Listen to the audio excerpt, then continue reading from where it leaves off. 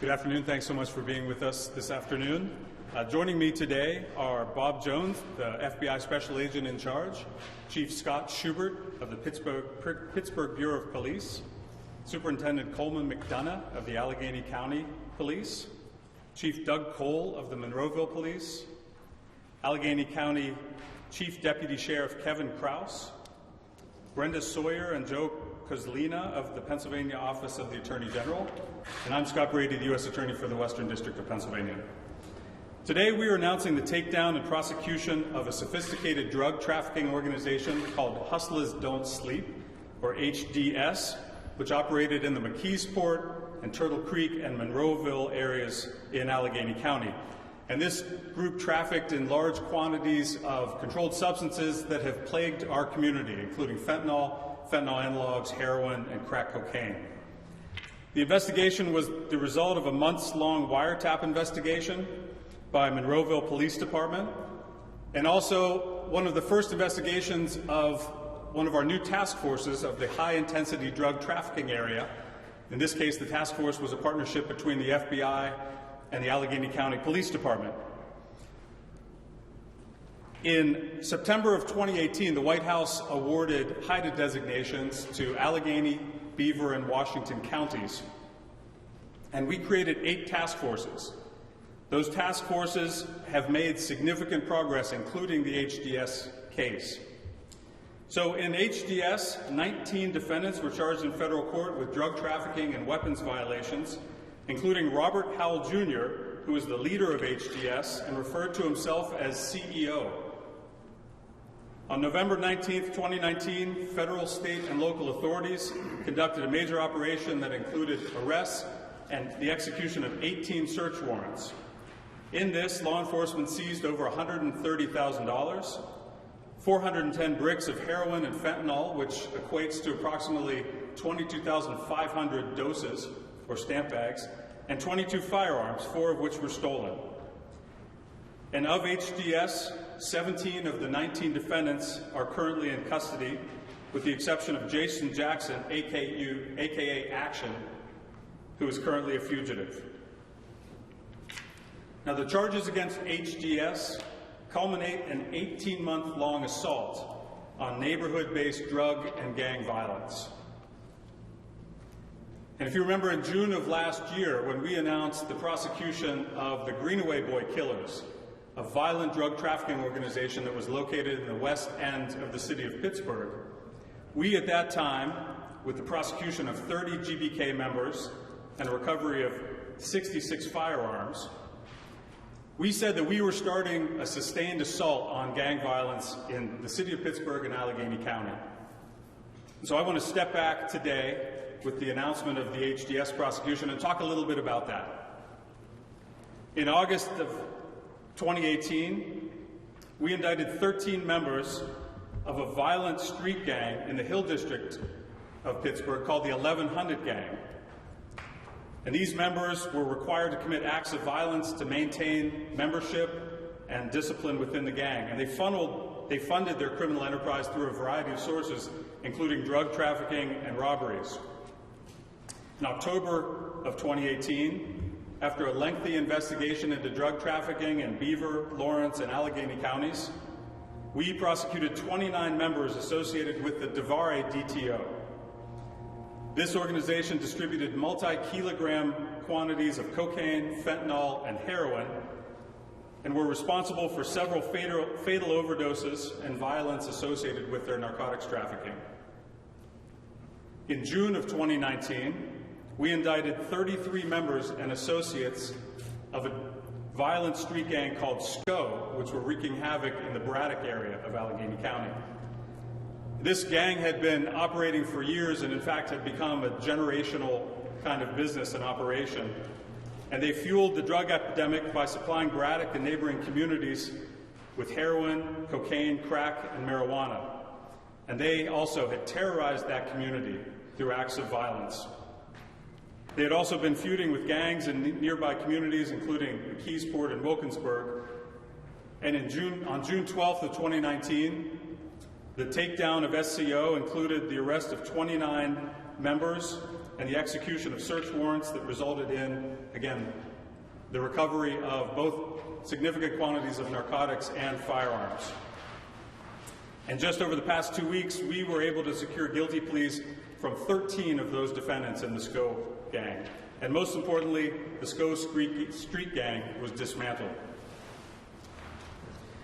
Also in June of 2019, 37 leaders and members of another violent neighborhood gang known as Darkside Smash 44, or DS44, based out of Knoxville, Arlington, and the Mount Oliver neighborhoods of the South Side.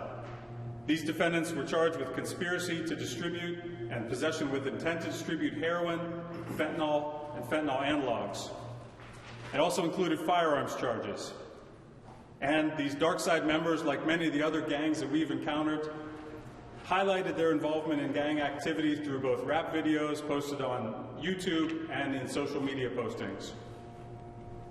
And last month in October, we indicted 18 members of a local drug trafficking organization and their supplier from Philadelphia who was distributing heroin and fentanyl to buyers throughout the greater Pittsburgh area. And this group had stash houses in Brookline, the south side, and the north side of Pittsburgh. So turning back to today's takedown of HDS.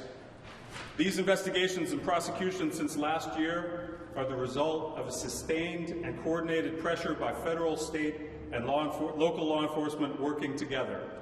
And it shows that when gang and drug trafficking organizations cross county or state lines, that we are there and we are ready.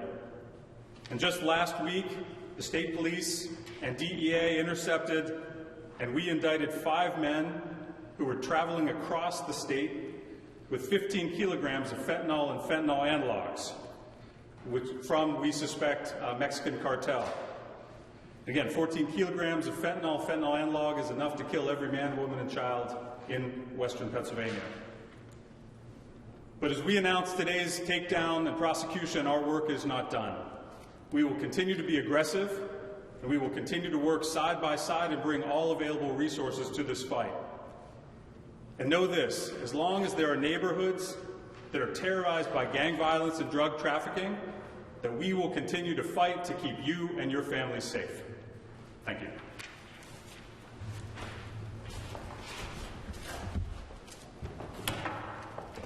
Thank you, Scott. I'm Bob Jones, the Special Agent in charge here at the FBI office in Pittsburgh.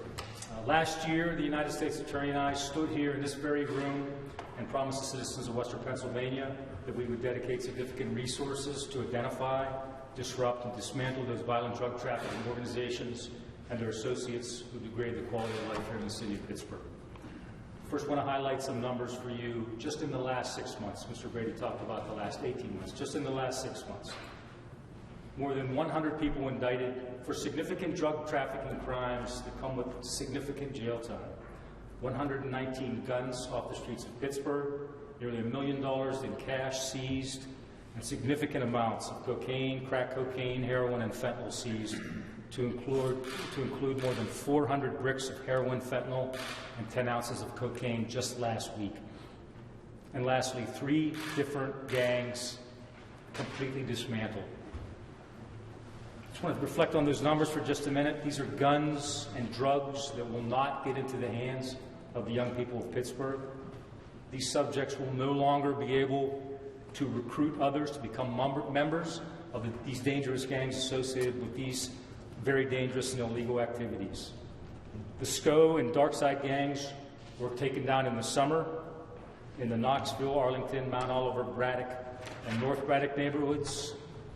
Many of them are making plea deals now with the United States Attorney's Office on those charges. Hustlers Don't Sleep, as they often went by, operated out of Monroeville, McKeesport, Turtle Creek, and Penn Hills neighborhoods. As Mr. Brady mentioned, 19 people are now facing charges. All 3 of these gangs represent very small segments of society, but their lifestyle choices and illicit activities cause untold suffering and loss for many others. In addition to trafficking narcotics, these groups are responsible for homicides, shootings, robberies, assaults, and other violent behavior that slows neighborhood revitalization in the city of Pittsburgh and slows overall community growth. This is inherently unfair to those law-abiding, hardworking Pittsburghers who do not want and will not tolerate this type of activity where they work and where they raise their families. The FBI will continue to combine our investigative resources with those of our state and local law enforcement partners to tackle this problem as a team. That team includes our FBI Greater Pittsburgh Safe Streets Task Force and its partners, and the newly formed High-Intensity Drug Trafficking Area HIDTA Task Force that Mr. Brady mentioned. Together, those forces and many others are working to keep that promise that we made here last year. I have two messages to echo. First, for those young people who feel this type of lifestyle or activity is attractive, exciting, and profitable, it is not. Those arrested in the last 6 months, if convicted and sentenced, will serve considerable jail time in federal prisons far away from home and family. Everybody has a choice. I urge young people not to make this one. For those who do, I promise that these operations will not stop. More than 200 law enforcement officers were involved in each of the takedowns in the last 6 months, and we will continue to do that next week, next month, and in the next year, as long as we need to reduce the supply of drugs and guns to Southwest Pennsylvania and the violence and the crime that it promulgates. I'd like to thank the U.S. Attorney's Office for their aggressive prosecution of these groups, and again, our partners at the Pittsburgh Bureau of Police, Allegheny County Police Department, Sheriff's Office, Monroeville Police, and the Attorney General's Office. Thank you. Good afternoon. I'm Chief Scott Schubert, City of Pittsburgh Bureau of Police. One, it's incumbent on all of us. This isn't one department, one organization that does this. This is all of us working as a team. And I think that's what makes Western Pennsylvania and the region so special, is the fact that we have those relationships that work together for a common good. And no person, whether in the city of Pittsburgh or anywhere in this region, deserves to live in a place where they have to be fearful for violence. You should be able to expect your kids to go out and play. You should be able to go out and walk around.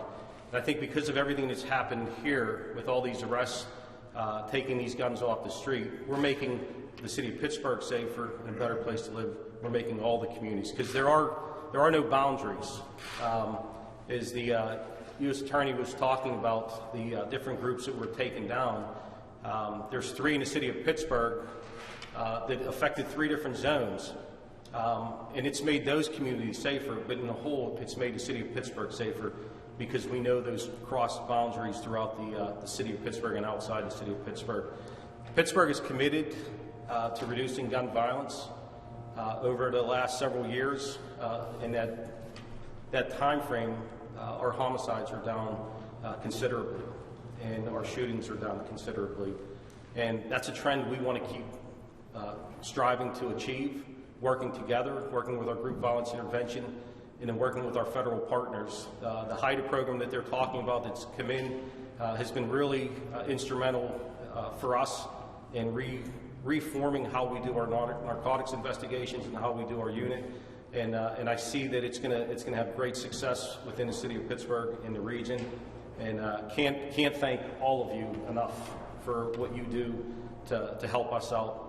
Because I said in the beginning, this is a team effort, and we just want to make sure the city, and the county, and the region, that it's safe for everybody. So thank you.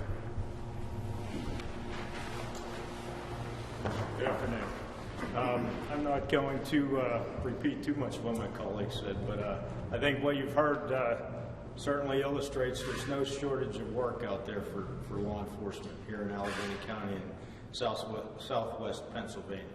At times there is a shortage of resources to address the criminal activities. That's why I want to take this moment to thank the efforts of Scott Brady, the United States Attorney's Office, all the assistant U.S. attorneys who worked so hard to bring this HIDTA designation to Southwest Pennsylvania. As I said, there's no shortage of work. This allows us to adequately fund these complex long-term investigations that may involve extensive surveillance, extensive monitoring, informant development, wiretaps. That doesn't happen without adequate funding and adequate personnel resources. That's why initiatives such as HIDTA are so important to law enforcement.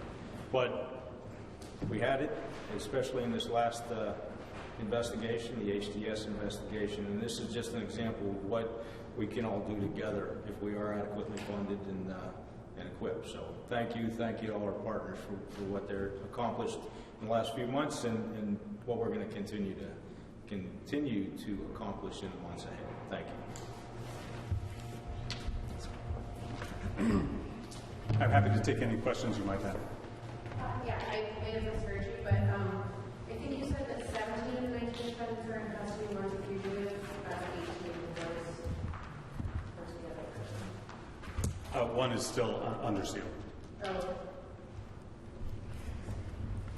think what Mr. Jones talked about referring to these three gangs as being a small percentage of the population, clearly. But do you have any sense what percentage, if you're talking about these three gangs, what percentage of the gang drug community they are? I mean, are 1,000 people, are 10,000 people involved in doing this? I couldn't give you a number. We know that I couldn't give you a number on the gang members. Pittsburgh is an interesting dynamic in their sort of like neighborhood-based gangs. I think the last time Chief Schubert and I actually addressed this issue of 40 to 50 gangs, we think, sort of in the Pittsburgh area. As we take one down, another one will pop up, but we're going to be relentless in our pursuit. And that 40 to 50 estimate was what, in the last year, you think? Or? That's approximate, yeah, about the last year. Mr. Jones, can you talk about how these gangs impact daily life in a neighborhood? Sure. Chief mentioned this, Mr. Brady mentioned this. People are afraid to go to school. They're afraid to go to the bus stop. They're afraid to go to their house, places of worship. They're afraid to go to the grocery store because they know that these people are on the street doing these activities. And these activities breed that violence and that gun violence and all that other criminal behavior that goes with these types of street gangs. So I think it has significant impact. Off the top of my head, I would say for every one gang member out there, you're impacting hundreds of different people. You talk about recruitment. They're actively recruiting when they're in these communities as well? Certainly. They want people to join those gangs. As Mr. Brady mentioned, a lot of times these gangs will ask for violent acts to be committed in order to become a gang member. It's a lifestyle that may seem attractive, but it certainly is not. So can you talk about the numbers involved in the Keysport, Monroeville, those specific areas? I really don't have a breakdown per area, but we can probably get something too. You said that shootings and homicides, sorry to switch your shooters, have been down considerably now. What's an accurate way of characterizing that, percentage-wise, or is there any more specific way to talk about this? Well, when we started the GBI program, the ultimate goal is to reduce the violence in the city of Pittsburgh, make the streets safer for people to walk around. In that time, just this year compared to last year, we're down 39% in homicides. We're just slightly up in non-fatal shootings. But when you look at the time frame from the time we started till now, we're in the 30s on each one is percentages of down, which to me says we're doing a good thing. We're making it safer for the city of Pittsburgh. And but it's not just us, it's the outreach workers who are out there in the community helping to stop things before they even happen. Ultimately, we want people to get out of this lifestyle and do something different. And if they don't, this is what you see. And we come down and we get them off the street because they're the most violent. How closely tied are these gangs and drugs that they deal and distribute? How closely is that tied to the number of overdose deaths here in the area? If I could just go back real quick to yours, to quantify some of the gun-related firearms violence, what we did was we looked at the Unified Crime Report that the FBI puts out every year. The most recent numbers are available for 2018. And so we distilled what was firearms-related from general violent crime. We looked at robberies, assaults, and homicides. And what the numbers show is from 2017 to 2018, there's a decrease in firearms-related violent crime by 25% in Allegheny County and 32% in the city of Pittsburgh. In the Western District, all 25 counties, it's 19%. So what we are doing is working, and those are the results we care about. As Bob said and the Chief said, are people living safer lives and more fulfilled lives. So there's a direct relationship, especially in this third wave of the opioid epidemic, which is really fentanyl, which is impacting our region most acutely. If you look at the heat maps nationally, of overdose deaths. We are the deepest red of all the reds, and that's why for the last 2 years we have been sustained in increasing both our prosecutions, how aggressive we are in attacking drug trafficking organizations, bringing additional resources to bear in this fight against doctors running pill mills and the dark web, the illegal sale of opioids and especially fentanyl in this area. What we're seeing is some of the DTOs are changing their practices. The word is out anecdotally on the street that the feds and all of us together side by side are after drug trafficking organizations that are dealing in either heroin, but especially fentanyl and fentanyl analogs. And so you're seeing a migration back to some other types of narcotics, including cocaine and crack cocaine. The danger is that now we're seeing cocaine laced with fentanyl, we're seeing counterfeit oxy pills that are laced with fentanyl, where people don't know what they're taking, what they're ingesting, which still continues to the overdose problem. But again, I think our efforts are collectively having a significant impact. We saw that overdose deaths in Allegheny County were down 42% last year, throughout Western Pennsylvania over 37%, and even up to 50% in Butler and Beaver and Fayette counties. So we're working hard to keep our neighbors safe, and at least in this snapshot in time, we have some good news to share. Can you talk about the cost of doing these long-term investigations and how this coordinated effort affects, say, a smaller department like Monroe? How does the money sustain it? Let me speak to a piece of that, Tom, and then I'll let Bob or the chief speak to the larger picture. I think what we saw in the Hustlers Don't Sleep investigation was the perfect coordination between state and local and federal law enforcement. The investigation really started with Chief Cole and the outstanding work of the Monroeville Police Department. And they did amazing work in identifying this organization, but what they saw was that their activities went outside of their jurisdiction. They went into Wilkinsburg, they went into McKeesport, and so Chief Cole called the FBI and called Superintendent Coleman and the Allegheny County Police Department, and then we can bring the tools that we have that may not be always available to our state and local partners. We can use grand jury subpoenas that are honored nationally. We have a lot of different tools, including a Title III wiretap investigation. And so the result is all of us working hard, working together side by side to get us today where we can announce a takedown of a significant drug trafficking organization. Chief, why don't you can talk more probably accurately about the department and what it costs you. What is how this stresses your department? Well, we can never do this. To investigate. Well, obviously, I'm blessed in the fact that I have enough officers to have a separate detective or investigative division. A lot of smaller police departments in Allegheny County do not have that, and they depend totally on the Allegheny County Police for investigations. My department was able to put together this investigation with the help of the Pennsylvania Attorney General's office, and as well as obviously the county police, and certainly as it worked its way up to the FBI. We knew we had a supplier here. We had some good intel. We were able to cultivate informants. We were able to understand what was actually happening, and that next step to that obviously is to get into some type of a wiretap. And some larger investigation that requires all kind of resources to follow people, to investigate financial records, things like that. Local departments just don't have that resource. So we know we have to get into a larger, with a larger organization.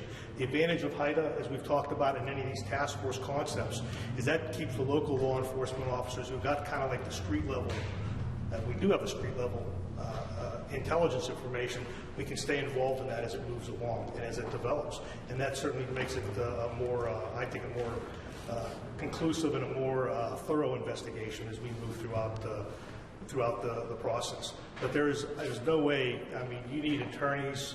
There's just no way we could do the more higher level investigations without the help of state and federal partners. Thank you, guys. Okay. Thank you.